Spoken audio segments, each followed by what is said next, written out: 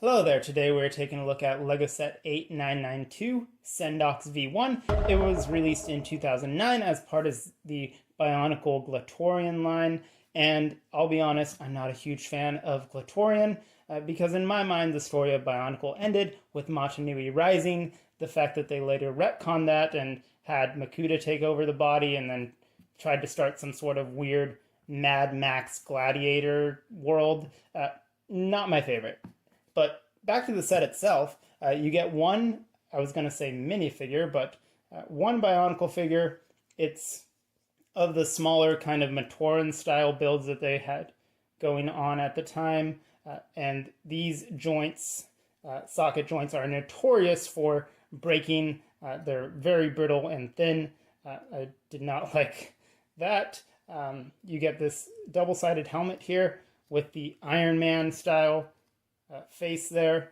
This is such a downgrade from the masks that they used. I did not care for the helmets that Glatorian used. So yeah, it is double-sided. You can flip it around. This, of course, was a cost-cutting measure because Bionicle uses a lot of new molds, and new molds are expensive. So they were trying to cut the costs down for production. That was a trend that continued into Hero Factory, which was Bionicle's successor. You do get a little health bar on here. This was for the Bionicle action figure game, which basically just involved you shooting things at another character, and if you hit them, then they went down. That's pretty much the game. And let's move on to the snowmobile itself.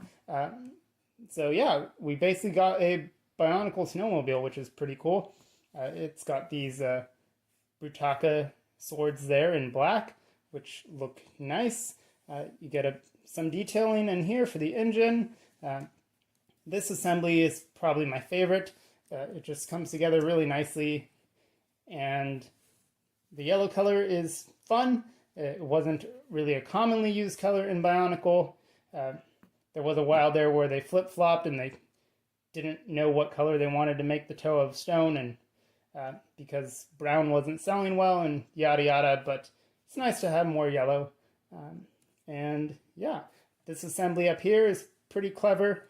It just allows you to turn the yoke there and it steers. So that's cool. We'll put the figure on in a moment. You get these treads, which were, I believe, new at the time. And they work on some surfaces and not others, of course. Depends on the amount of pressure you put and just the texture of the surface. So there's that. It doesn't have any of the little rubber things. They usually only put those on higher end sets. But yeah, I mean, it's a good little set, other than the fact that I don't like the Glatorian story. So let's go ahead and put our figure on here. See if we can get it. Kind of awkward, and then the hands are kind of at an awkward angle. You can either put them up this way or that way. I guess maybe does up look better? I think that looks a little better, so let's do that. These pre-bent limbs are not helping out here. I wonder if this could fit a full, like, Toa-sized figure. But okay, so this is not working out for me. Should have done this off camera. Alright. Really?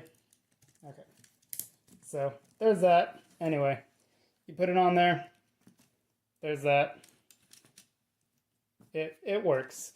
Again, it's a good little set. I just didn't really care for the Glatorian story. Let's take a quick look at the manual, just to look at some other sets. So yeah, there you go. There's your Glatorian, and some of the larger vehicles at the time. But yeah, so interesting little set, interesting era of Bionicle. Again, not my favorite. So it's kind of funny that this is the first Bionicle set I've reviewed on the channel. But consider subscribing, and I'll see you next time on Board Games, Bricks, and Hobbies.